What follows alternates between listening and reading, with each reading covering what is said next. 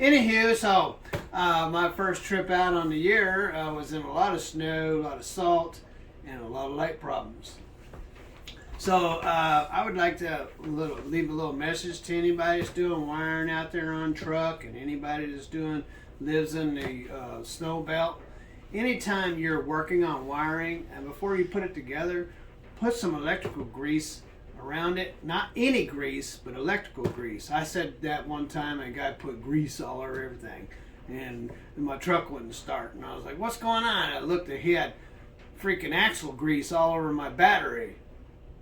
So don't do that. Yeah, use electrical grease, propane, and diesel. So what is electrical grease? Electrical grease is a type of grease that's used on electrical connections that helps it from getting corroded or water getting to the connection. Oh, okay. So it's designed specifically for electric.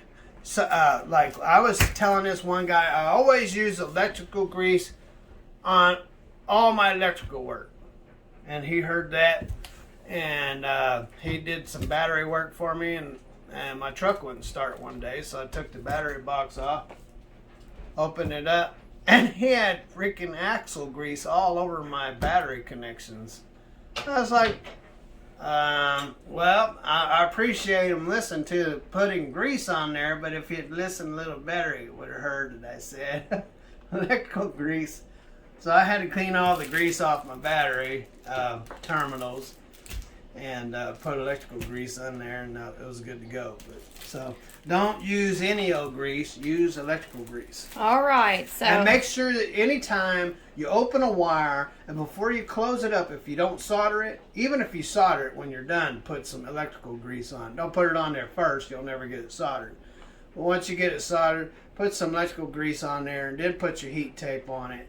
And that way, if water or moisture or anything gets in that underneath that plastic and it gets down to that terminal where it's connected, at least it's protected by the electrical grease. So I've had lots of problems with my truck out there. I've been out there fixing headlights and backup lights, my work lamps, and it's not that the connections were bad. It was because water got in there or salt got in there. Something got in there and broke the connection, caused the corrosion. So anyway, so I just went through everything and greased up everything with electrical grease and put it all back together. Now my lights are working again. So okay, everything's working then. yeah. What about that one thing that you were concerned about that didn't work yesterday?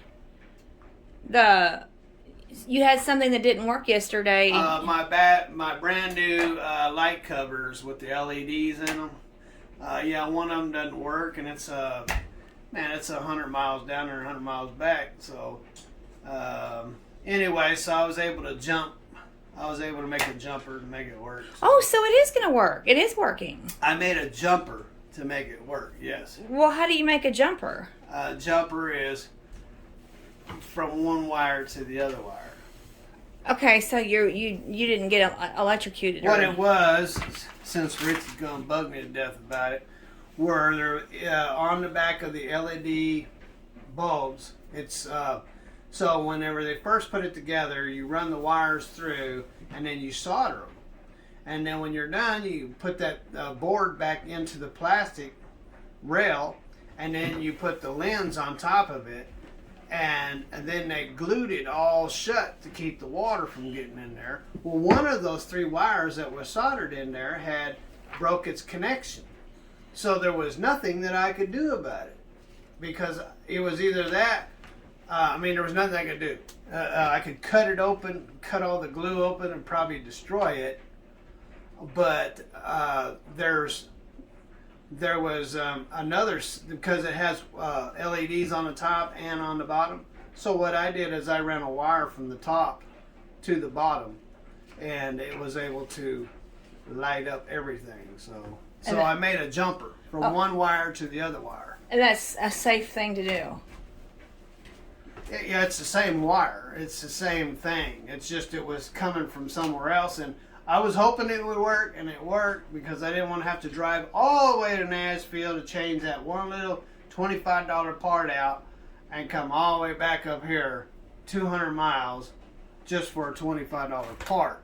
So by being able to jump the wire, I was able to save myself a lot of headache. Wow. So you're really gifted. So praise the Lord that He's gifted you that way. Yeah, I'm real gifted. Wowee! All right. God bless. Have a wonderful day and later.